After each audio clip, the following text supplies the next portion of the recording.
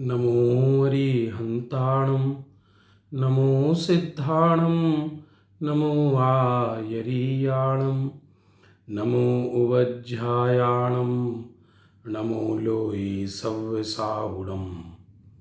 मङ्गलं भगवान् वीरो मङ्गलं गौतमो गणी मङ्गलं कुन्दकुन्दाद्यो जैनधर्मोऽस्तु मङ्गलम्। सर्वमङ्गलमाङ्गल्यं सर्वकल्याणकारकं प्रधानं सर्वधर्माणां जैनं जयतु शासनम्। आत्मा ज्ञानं स्वयं ज्ञानं ज्ञानात् करोति किं परभावस्य कर्तात्मा मोहोऽयं व्यवहारिणाम्। अज्ञानतिमिरान्धानां ज्ञानाञ्जनशलाकया चक्षुरुन्मीलितं येन तस्मै श्रीगुरुवे नमः। बंधुओं, प्यारे साधर्मियों, मित्रों, हमने लास्ट पीरियड में अंतिम कक्षा जो इससे पहली कक्षा थी उसमें जैन दर्शन के विषय में विश्व क्या है इसके विषय में चर्चा की थी। विश्व में क्या है, विश्व को किसने बनाया है? विश्व को किसी ने नहीं बनाया। विश्व अनादि अनंत है। 6 द्रव्यों के समूह का नाम विश्व है। आज हम इसी विश्व की स्वतंत्रता के विषय में चर्चा करते हैं। ये पूरा विश्व अनादि निधन है, अर्थात न इसकी कोई शुरुआत है न इसका कोई अंत है। प्रश्न उठता है चित्त के अंदर, ये भूकंप क्यों आते हैं? लाखों लाखों लोग मर जाते हैं। जैन दर्शन में भी लिखा है कि छठे काल के अंत में प्रलय आएगी, तब तो विश्व का नाश हो जाएगा। आप कैसे कहते हो कि विश्व का नाश नहीं होता? ग्रंथों में भी लिखा है। भाई, जो ग्रंथों में लिखा है कि प्रलय आएगी, वो विश्व के किसी एक बिंदु स्थान पर, जिसे हम आर्यखंड कहते हैं, उसमें भी विश्व का संपूर्ण नाश नहीं होता। कोई पौद्गलिक रचना नष्ट नहीं होती है विश्व की। जिसे हम नाश कहते हैं, भगवान उसको परिवर्तन कहते हैं। नाशवास कुछ नहीं होता। विश्व में परिवर्तन होता है काल के अनुसार। आपने देखा होगा वर्षा ऋतु में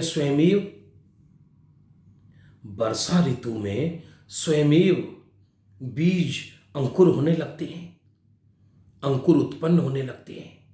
और आपने देखा होगा कि बसंत में स्वयमेव पतझड़ होने लगता है। स्वयमेव उस पत्तों को कैसे पता कि अब बसंत आ गया है, अब हमें झरना चाहिए? अपने आप स्वयमेव काल आता है तो वर्षा होती है। अपने आप स्वयमेव काल आता है तो गर्मी पड़ती है, शीत पड़ता है। इसका मतलब पूरे विश्व में काल परिवर्तनशील है और प्रत्येक काल में, प्रत्येक समय में विश्व का परिवर्तन होता रहता है। विश्व का क्या, हर द्रव्य का परिवर्तन होता है, परिणमन होता है। यह पूरा विश्व स्थायी रहते हुए परिणमनशील है। यह पूरा विश्व और विश्व के अंदर रहने वाली वस्तुएं, सबका यही स्वभाव है। हर वस्तु, हर पदार्थ अपने स्वभाव में स्थिर रहते हुए परिणमन करता है। यदि हम आपसे पूछें कि भाई, चलता हुआ पंखा चल रहा है या रुका हुआ है, तो आपका जवाब आएगा, क्या आएगा? कोई कहेगा चल रहा है, कोई कह रहा है, कोई कहेगा कि रुका हुआ है। पर एक इसका यथार्थ उत्तर यह भी है कि वह पंखा अपने स्वभाव में स्थिर रहते हुए चल रहा है। ऐसे इस तीनों लोक परिणमन करते हैं, परिवर्तन करते हैं, उसमें संचरण होता है, क्योंकि पूरे विश्व के अंदर द्रव्य रहते हैं। द्रव्यों के समूह को ही तो विश्व कहा। 6 द्रव्यों का समूह कहो या अनंतानंत द्रव्यों का समूह कहो, संख्या अपेक्षा अनंतानंत द्रव्य और जाति अपेक्षा 6 द्रव्य, उस द्रव्यों के समूह का नाम तो विश्व है ना। द्रव्य स्वयं परिणमनशील है। इंग्लिश में जिसे लिक्विड कहते हैं, हिंदी में उसे द्रव कहते हैं, द्रव। और यहां जैन दर्शन में उसे द्रव्य कहते हैं। द्रव्य अर्थात वो लिक्विड वाला नहीं, वो द्रव नहीं, जो बहे, जो परिणमनशील हो। तो विश्व के अंदर रहने वाली द्रव्य अपने स्वभाव में स्थिर रहते हुए परिणमनशील है। तो पूरा विश्व भी परिणमनशील है, और वह परिणमन किसी के अधीन नहीं है। धरती का चप्पा चप्पा स्वतंत्र है और सुंदर है, क्योंकि विश्व की अनादि निधन व्यवस्था किसी ने बनाई नहीं है। यदि इस अनादि निधन व्यवस्था को कोई बनाता तो फिर वो उसको अच्छी बनाता या बुरी ही बनाता। लेकिन विश्व की जैसी भी व्यवस्था है वो अच्छी है, और वो किसी ने बनाई नहीं है। वो तो कुछ घटनाएं हमको पसंद नहीं आती, तो हम अपने भावों का आरोपण उन घटनाओं पर कर देते हैं। बारिश किसी से पूछकर होती है क्या? हवाएं किसी से पूछकर चलती हैं क्या? तूफान किसी से पूछ के आते हैं क्या?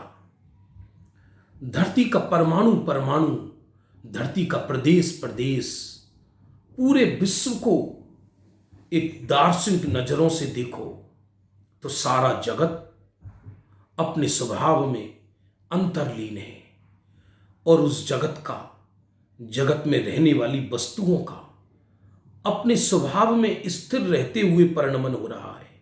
वह परिणमन भी उसकी मर्यादा के अनुसार होता है। जड़ का परिणमन जड़ रूप होता है, चेतन का परिणमन चेतन रूप होता है। कोई किसी के परिणमन को नहीं करता। कौन करता है दिन, कौन करता है रात, कौन करता है? विचार कीजिए। इसलिए विश्व का कोई कर्ता धर्ता नहीं है। यह हमारा भ्रम है, यह हमारा भय है, यह हमारी कल्पना है। हम जिस संस्कार में पले बड़े हैं, हमारी संस्कृति में, हमारी घुट्टी में यह मिला हुआ है सदा से, ऊपर वाला ही बचाएगा, ऊपर वाला ही सब कुछ करेगा। उसके कारण हमको ऐसा कल्पना हो जाती है जैसे कि मेरे को किसी ने जन्म दिया है, वही मारेगा, वही पार लगाएगा। सत्य बात तो यह है कि ना किसी ने जन्म दिया है, ना कोई हमको मौत दे सकता है, ना कोई हमको वरदान देता है, ना कोई हमको श्राप देता है, ना कोई हमारा करता है, ना कोई हमारा धरता है। हम हमारे करता हैं और विश्व के पदार्थ अपने अपने करता हैं। धरती का चप्पा चप्पा अपने अंदर स्वयं ही स्वतंत्र है। इसलिए विश्व का कोई कर्ता धर्ता नहीं है। विश्व को कोई मिटाने वाला या उत्पन्न करने वाला नहीं है।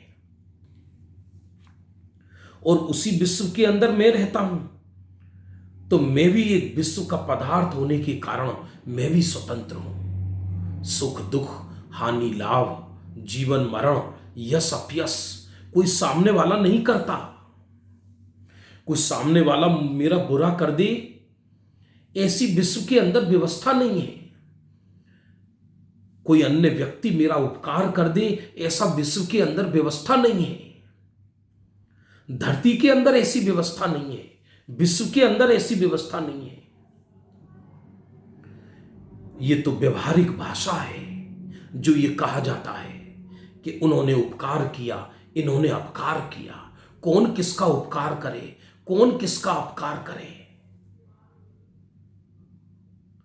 क्योंकि यदि कोई किसी का उपकार कर सकता है तो वह किसी का अपकार भी कर सकता है। कोई किसी को मुक्ति दे सकता है तो वह उसकी मुक्ति को छीन भी सकता है। मैं एक चैतन्य परमात्मा किसी की गिफ्टेड वस्तु नहीं हूं। मैं एक स्वतंत्र सत्य हूं। धरती पर अनंत सत्य है, विश्व में अनंत सत्य है। सब प्रत्येक सत्य अपना अपना मालिक है। मैं अपना अपना मालिक हूं। इसलिए परमाणु परमाणु अपना परमेश्वर है और मैं अपना परमेश्वर हूं। होता स्वयं जगत परिणाम, मैं जग का करता क्या काम। दूरे हटो परिकृत परिणाम, सहजानंद रहूं अविराम। स्वयमेव सब परिणमन हो रहा है, स्वयमेव। इसलिए ये विश्व स्वतंत्र है। विश्व में रहने वाले सभी पदार्थ स्वतंत्र हैं।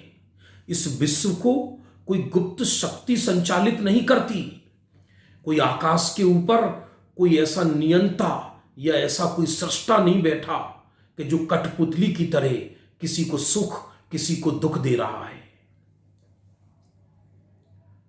ये विश्व इतना बड़ा है, जरा कल्पना करो यदि विश्व का कोई कर्ता हो तो उसका माथा फट जाए। वो अकेला व्यक्ति कैसे सबके दंड और पुरस्कार की व्यवस्था करेगा? कभी हम कहते हैं नहीं, व्यक्ति को उसके कर्म ही सुख दुख देते हैं। जब कर्म ही सुख दुख देते हैं तो फिर वो ईश्वर क्या करते हैं कि नहीं, कर्मों के अनुसार ईश्वर सुख दुख करते हैं। तो पहले ये बताओ, कर्म सुख दुख देता है या ईश्वर सुख दुख देता है? दो में तो कोई निश्चित तो करना पड़ेगा ना। यदि ईश्वर सुख दुख देता है तो ईश्वर सबको सुखी क्यों नहीं देता, दुख क्यों देता है? नहीं, बुरे कर्म करने वालों को दुख देता है तो ईश्वर किसी से बुरे कर्म करवाता ही क्यों है? यदि ईश्वर विश्व का करता है तो ईश्वर लोगों से पाप कर्म क्यों करवाता है? सबसे ही अच्छे कर्म कराए ना। और यदि ईश्वर किसी से बुरे कर्म कराता है तो वो ईश्वर कितना बुरा होगा जो पहले किसी से बुरे कर्म कराए और फिर उसे बुरे कर्म का फल दे। सच बात तो यह है, ना कोई हमारे ऊपर है ना कोई हमारे नीचे है। हम स्वयं एक स्वतंत्र पदार्थ हैं। पूरा विश्व भी स्वतंत्र है। दो शब्दों में पूरा जैन दर्शन है बंधुओं, स्वतंत्रता और स्वावलंबन। कण कण स्वतंत्र है, छयों द्रव्य स्वतंत्र है, छयों द्रव्य के गुण स्वतंत्र है, छयों द्रव्य की पर्याय स्वतंत्र है। मैं स्वतंत्र हूं, आप स्वतंत्र हो, जड़ स्वतंत्र है, चेतन स्वतंत्र है। कोई द्रव्य किसी के अधीन नहीं है। हर द्रव्य अपने अंदर परिणमनशील है, परिणमन कर रहा है। जब सब स्वतंत्र हैं, ऐसा आरत दर्शन से मालूम होता है। जैन दर्शन का यह सत्य ज्ञात होता है कि जब सब स्वतंत्र हैं तो फिर जब सब स्वतंत्र हैं तो तत्काल ही स्वावलंबन खड़ा होता है। मैं भी स्वतंत्र हूं, मैं विश्व का एक चैतन्य परम पदार्थ हूं, कोई मुझे सुख दुख नहीं दे सकता। ऐसा ज्ञात होते ही मेरा परिणाम, मेरा भाव, मेरा उपयोग, मेरा चिंतन मेरे अंदर समा जाता है। लोक में भी नियम है।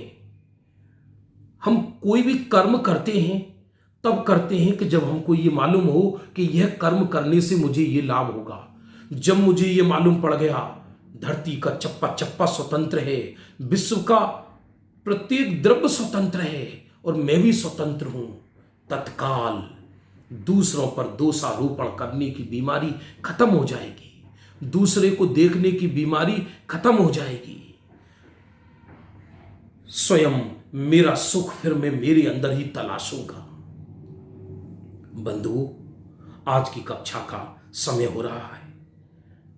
ये जैन दर्शन की आज की तीसरी कक्षा है कि धरती का चप्पा चप्पा स्वतंत्र है, विश्व भी स्वतंत्र है, विश्व के अंदर रहने वाले सभी पदार्थ स्वतंत्र हैं और मैं भी स्वतंत्र हूं, आप भी स्वतंत्र हो।